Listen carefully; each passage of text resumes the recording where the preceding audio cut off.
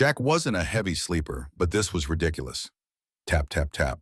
Three distinct knocks, not loud, not aggressive, just soft and rhythmic, like the hesitant beat of someone unsure if they wanted to be heard. Tap, tap, tap. He blinked at the ceiling, still in bed, the dim streetlight outside his window painting streaks of orange across his cluttered apartment. He lived alone, worked freelance illustrating children's books, when his editor remembered to email him and kept odd hours.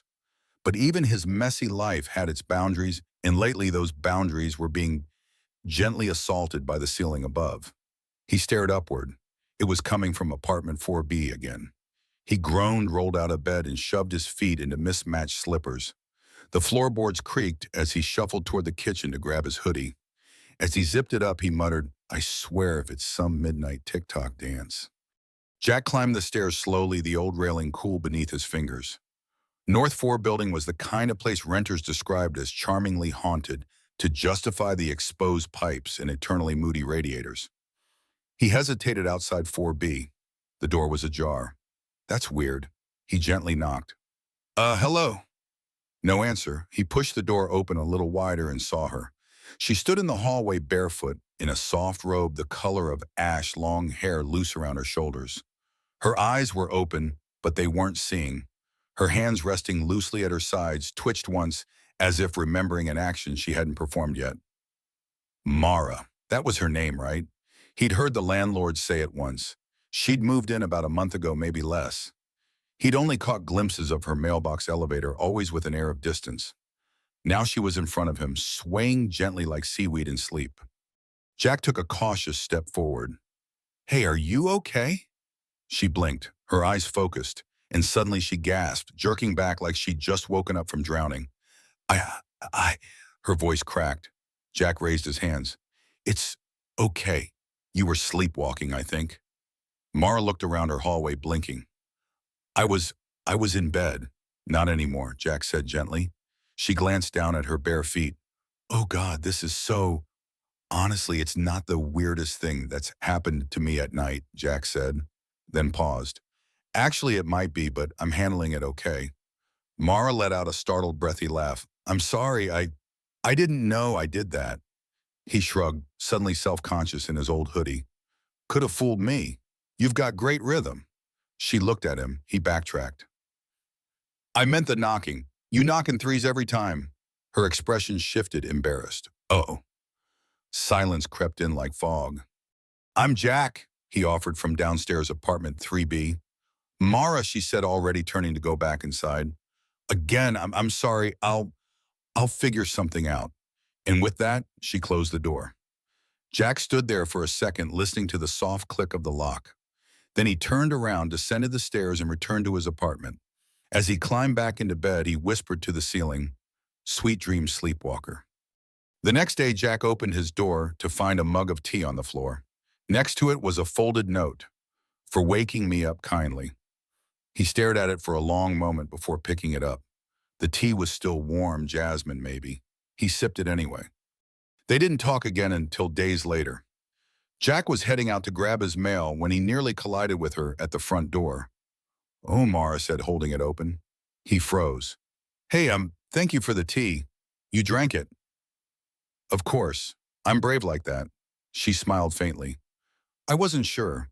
You look like the kind of person who only drinks weird mushroom coffee." "Excuse you, I'm more of a two-day-old gas station espresso kind of guy." She actually laughed.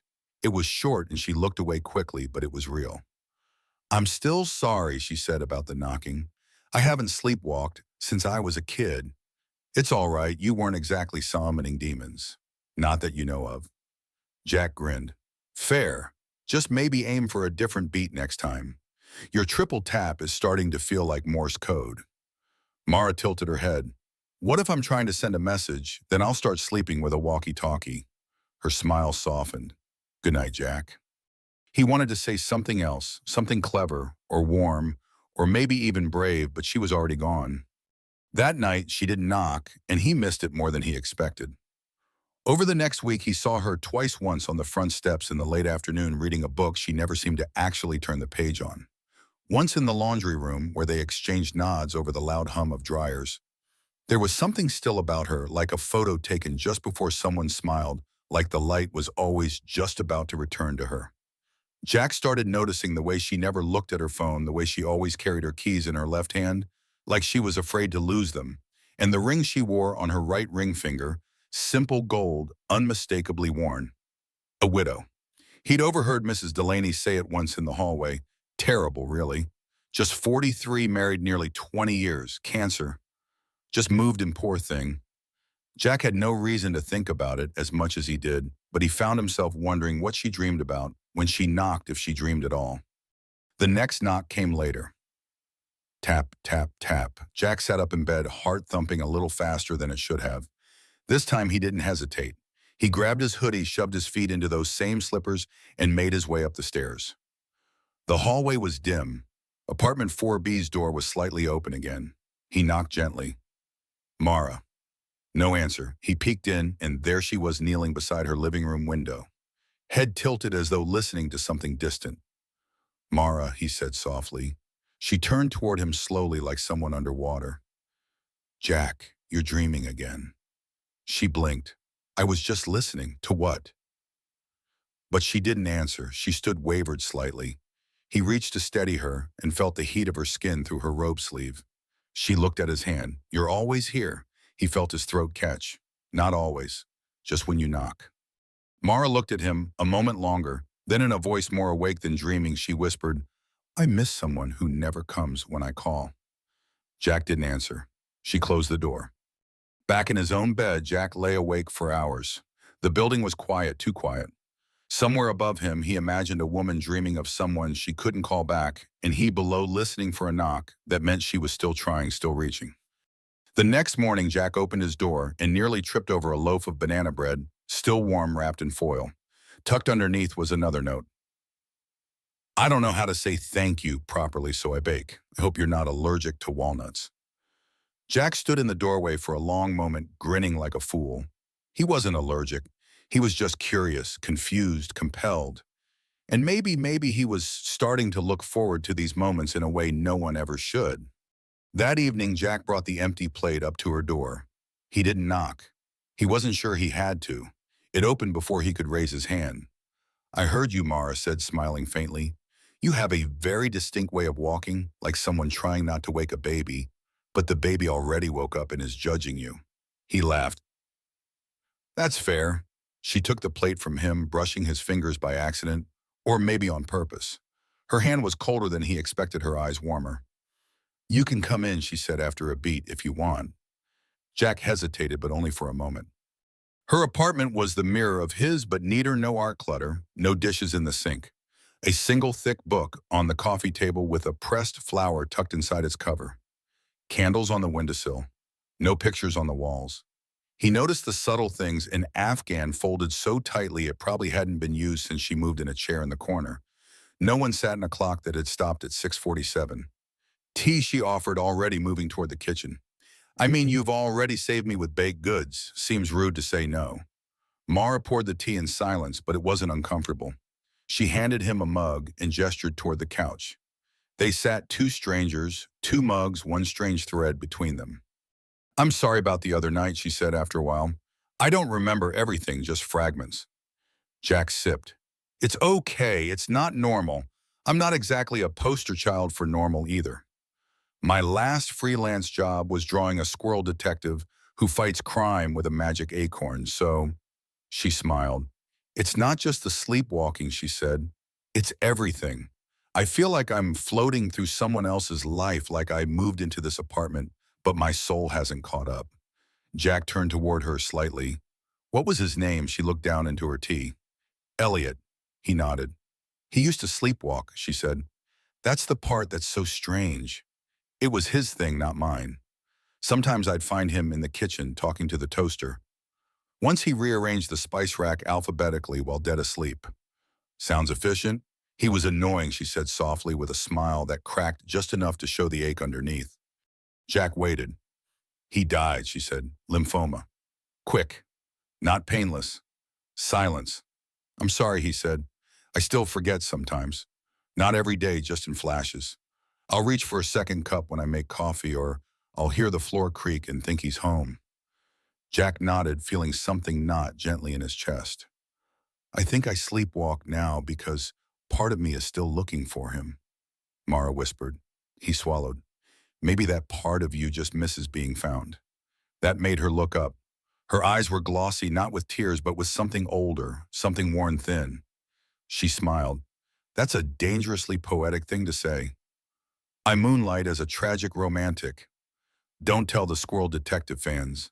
She laughed again, genuinely this time. Jack grinned. You should laugh more. That sounds like a line. It was a compliment disguised as a line. They sat there a little longer, sipping tea, letting the quiet stretch between them.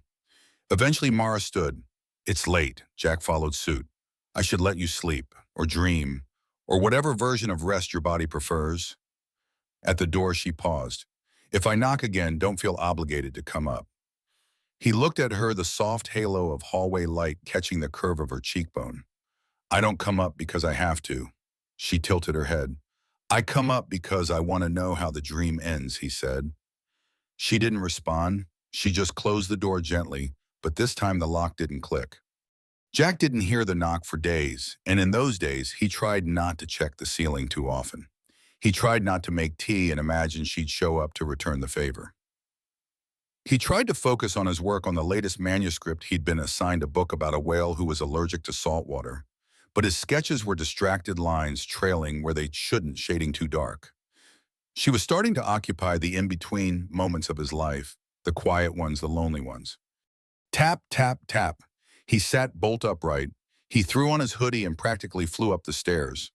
But when he got there, apartment 4B was wide open. Mara wasn't in the hallway. She was standing in the kitchen, turning slowly in place, her hands slightly outstretched. Mara, he called gently. She didn't respond. He stepped inside. The tile was cold under his feet. She looked like she was about to speak, but no words came out. Then slowly she turned to the empty space beside her and said, Are you cold? Jack froze. She reached out, still, dreaming still elsewhere. I can get another blanket. You always get cold first. Mara, he said softly but clearly. She turned to him like a ghost realizing she'd been seen. Her eyes widened, her lip trembled. I thought she started but stopped. He took one step closer. You were dreaming of him again. She nodded. Tears didn't fall, but her whole body said what they didn't. He didn't reach for her. He didn't touch her. He just said, Do you want me to stay a while? That broke her, not with a song, not with a collapse, but with a whispered yes. They sat on the floor of her kitchen, backs against the cabinet, 2 mugs of lukewarm tea between them. And Jack, for the first time in a long time, didn't feel like someone just passing through someone else's life. The next morning, Jack woke up with a crick in his neck and a memory of Mara's head gently resting on his shoulder sometime in the night. He hadn't meant to stay that long. He hadn't meant to want to. But the way she'd leaned into him, half asleep, half sorrow, it had rewired something in him like a clock that had been running just slightly off time until someone finally adjusted the hands. Now everything felt aligned or on the verge of it. By noon, he was back in his apartment, sketching. But he wasn't drawing squirrels or magical whales anymore. He was drawing her, not literally, no faces, no details, but the shapes, the posture, the stillness of someone holding too much grief in their ribs. And then on a second page, he drew a chair beside her. Just that. A second chair. He didn't know why it made his throat tighten. That night, Jack heard footsteps in the hall. Then a knock, not at his door, but faintly once on the wall between their units. He stared at it for a second, then smiled. She wasn't knocking in her sleep this time. He opened the door. Mara stood there in a cozy sweater, hair pulled back, a paper bag in one hand and a bottle of wine in the other. I don't sleepwalk with alcohol in my system, she said. Or so I've been told. You hungry? I'm always hungry, Jack replied. Mostly for answers and lasagna. Good, I brought both. They ate on the floor again because Mara said the table still felt too married to her old life, too stiff, too formal, too not hers anymore. I should probably start making new memories, she said, poking at the garlic bread, ones where I don't cry into carbs. Jack took a dramatic bite of bread and said, Crying into carbs is a sacred tradition. She laughed. It was looser this time, braver. What about you, she asked. Why this place? You always been the downstairs neighbor who rescues sleepwalkers? Jack shrugged. I moved here because it was cheap and quiet. Plus, the building looked like it had stories. I like old things, I'm starting to realize. She teased. You're not old. You're not exactly my age, Jack. He blinked. She bit her lip. Sorry that came out weird. No, I just wasn't sure you were noticing me at all. She laughed nervously. Oh, I've noticed. Believe me. There was a silence after that, not heavy, but full like air about to shift. Jack spoke first. It's okay if you're not ready for anything. Mara leaned back on her palms. Do I seem like I'm running away? No, but maybe like you're afraid to walk forward. She tilted her head. That's fair. He nodded. I'm not here to fix anything, Mara. I just like being in the same room as you. She looked at him, soft, cautious, wondering. Why, she asked. He smiled. Because you make the silence feel different. Later, they stood at her door. No tea this time, no excuses, just a pause, a breath. Good night, she whispered. See you soon, she smiled. Let's hope not. But she didn't close the door for a long moment, and Jack didn't move. They both knew something had changed, not dramatically, just a few seconds of eye contact longer than usual enough to mark a shift. When the door did close, Jack stood there, heart knocking louder than any tap. That night, she didn't sleepwalk. He almost missed it. The next morning, he found a folded piece of paper slipped under his door. It wasn't a note exactly, more like a confession. I haven't laughed like that in a long time. I forgot how light I used to feel. You remind me of that girl, and maybe I want to be her again. No signature, no need. Jack had never asked about the second bedroom. He'd seen the closed door every time he visited Mara's apartment, always just slightly ajar, but never enough to see inside. Something about it felt sacred, untouched, not for him. But one rainy day, Mara asked, would you mind coming by? I could use your help with something. He brought over coffee and almond croissants, expecting her TV to be broken or a cabinet door to be sticking. Instead, she pointed toward the closed room. I want to open it, she said, her voice small but not alone. Jack froze. The rain ticked against the windows like a clock running out of time. You sure? He asked gently. She nodded, then added, I think so. They stood outside the door for a moment like it was a portal instead of a hinge. Mara's hand hovered near the knob. Elliot used to make music in there. It was his space. I haven't stepped foot inside since the day after the funeral. Jack didn't say anything. He waited steady, grounding her, like a weight at her side. She turned the knob. The door creaked open. The air inside was different, stiller, like grief had settled into the walls. Dust motes floated through the faint light filtering from the single-shaded window. The room was perfectly preserved. A guitar leaned against a chair, sheet music on a stand, headphones still coiled on the floor, an old record player frozen mid-play, a coffee mug on the shelf long since empty. Mara stepped inside. Jack followed slowly. I couldn't bring myself to clean it, she said. I think I was afraid if I touched anything, it would mean he wasn't coming back. Jack walked around the room with quiet reverence, fingers tracing the edge of a keyboard, the arm of the chair. He must have loved this space, he said. She nodded, arms crossed over her chest like she was holding herself together. He wrote a lullaby for me once, she said, laughing softly. Called it Mara in the Moonlight. It was terrible, sweet, but so off-key. Jack smiled. Do you still have it on cassette somewhere? She looked around, probably in that drawer. Jack moved to it, slowly opened it, revealing a tangled mess of tapes and faded labels. He found one marked in neat handwriting, Mara Moonlight. He held it up and she flinched like she hadn't expected to see it again. Can I? He asked, gesturing to the cassette player beside the shelf. She hesitated, then nodded. He inserted the tape, pressed play. Static crackled, then a warm voice filled the room. Rough, endearing. This one's for my Mara, who always looks like she's thinking of a secret no one else gets to know. Then came the music, clumsy chords, fingers missing beats, but full of adoration. A man loving his wife in the purest way he knew how. Mara's eyes shimmered. Halfway through, she sat down on the edge of the chair, clutching her sleeve. Jack stood beside her, but didn't touch her. The song ended in laughter. Elliot's laughter surprised at himself. You're going to make fun of me for this. Yeah, I know it. Click. Silence. Mara reached forward and stopped the tape. She wiped her eyes with the back of her hand. I forgot his voice, she whispered. I didn't think that was possible. Jack crouched beside her and, you didn't forget, you just packed it away for a while. She looked at him, then truly looked. There was a shift in her eyes, grief, yes, but no longer strangling her. Something else was surfacing, something vulnerable present. I'm scared, she said, of forgetting him, but I'm also scared of staying frozen. Jack nodded.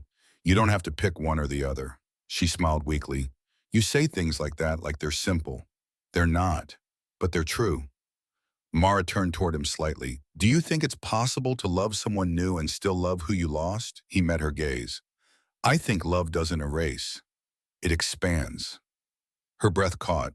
Then she leaned forward slow, unsure, and he met her halfway. A kiss, soft, gentle, barely a whisper of lips. It wasn't hunger. It wasn't heat. It was two broken clocks briefly ticking in sync. When they parted, she rested her forehead against his. I don't know what this is yet, she murmured. Jack closed his eyes. We don't have to know. We just have to feel it. Outside, the rain slowed to a hush. Inside, a tape rewound on its own. Later that night, Jack returned to his apartment, his heart buzzing with something like ache, but not painful. Hope, maybe, or something stitched close to it. He opened his sketch pad and drew the music room, but this time he drew Mara inside it, standing with the window open, light spilling in. And beside her, a new chair, this one occupied. Mara didn't sleepwalk that week. She didn't text Jack either. No knock at the door, no cassette tapes, no laughter over garlic bread on the floor.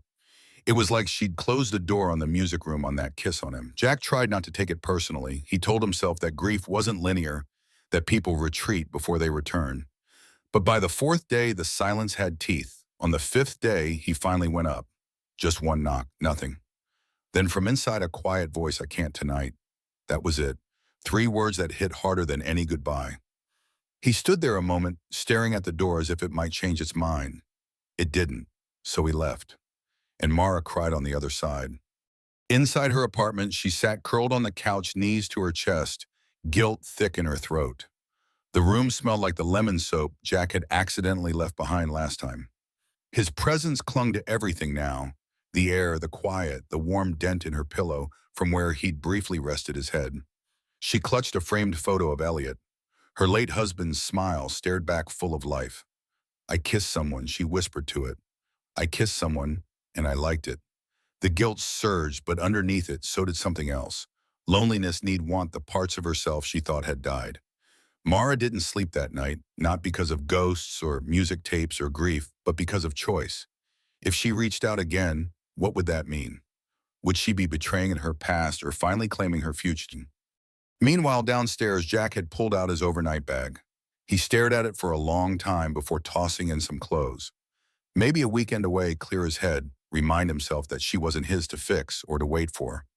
But then something stopped him. A knock, not on his door, on his window. What Jack walked over, confused, and saw Mara standing in the courtyard, below, hoodie on hands, shaking, shoeless. He opened the window. Mara, I didn't want to sleepwalk into your apartment again, she called up, so I came awake. He ran down in socks, heart thudding. When he opened the building's front door, she was still there, wet hair, wild eyes, like she'd run from a dream she couldn't shake. I'm sorry, she said, breathless. I panicked. I pulled away. I thought I wasn't allowed to feel what I'm feeling. But then I kept looking for you in every room, every hour. I kept hoping you'd knock instead. Jack said nothing. He just stepped outside and wrapped his arms around her tightly. She leaned into his chest and let out a breath she didn't know she'd been holding for weeks. I don't know how to be in this, she whispered. You don't have to know, he murmured back. You just have to want it. She pulled back, looked up at him. I do. Then she kissed him again, but this time it wasn't hesitant. It was full, deliberate, warm, like choosing sunlight after a season of rain. They spent the night in her apartment. No wine, no music, just 2 people tangled together on the couch, wrapped in a blanket, barely speaking. And when Mara began to drift off, Jack asked softly, Are you scared? She nodded. He kissed her temple. Me too, but I'm staying anyway. Mara stirred, reached for him. Not the door, not the music room, just him. Jack tightened his arms around her, and for the first time in what felt like years, Mara fell asleep not next to memory but beside possibility. It was a Sunday morning when Mara opened the music room one last time, not because she needed to, but because she chose to. Jack stood behind her, coffee in hand, quiet as always. He didn't speak, didn't press. He knew now that healing wasn't about grand gestures, it was about staying. Inside the room, the light had changed. It didn't feel frozen anymore. There was air moving again, windows cracked. The guitar was still there and the cassette player, but the grief they held had softened, faded into something gentler. Mara crossed the threshold and walked over to the shelf. She ran her fingers along the edge of the tapes, picked one up. Mara Moonlight smiled at it, then set it down. I used to think this was the only part of him I had left, she said softly. This room, this sound, these things. Jack stepped up beside her. And now I think he left me more than I realized. He left me the part of me that could still love. She turned to Jack. And I'm not going to waste that. Later that week, Mara made a decision. She packed away the music room, not erased it, not cleaned it out, but transformed it. The chair stayed, the record stayed, but she added a bookshelf, a new plant, and in the corner, a new chair where Jack often sat with a sketchbook in his lap, quietly observing the light. They didn't move in together, not yet. It wasn't about rushing. It was about staying, about being. One night, weeks later, Jack was sketching when Mara placed a small wrapped gift in front of him. What's this, he asked. Open it. Inside was a pocket-sized alarm clock, vintage brass trimmed, clearly well-loved. She'd found it in an antique shop. On the back, she'd engraved a message in small script. No more knocking. I'm already here. Jack stared at it for a long moment. He smiled so wide it hurt, then reached for her hand and pressed a kiss to her wrist. I think I love you, he said quietly. Mara didn't flinch. She didn't freeze. She smiled. I think I do too. That night, Mara stirred, but not from sleepwalking, from dreaming. She turned in bed and found Jack beside her, already awake, as if he'd been waiting for that moment. I didn't knock, she whispered. You didn't have to, he whispered back. And they fell asleep again, two hearts no longer haunted, but held. A year later, the music room had become something else entirely, still full of instruments, still full of sound, but now laughter echoed more than silence. They hosted dinners there, read poems. Jack hung his sketches on the wall. Mara played old records on Sunday mornings. One shelf remained untouched, Elliot's tapes. They were sacred, yes, but not sad. Jack sometimes heard her humming one of the melodies Elliot had written for her, and he never felt threatened.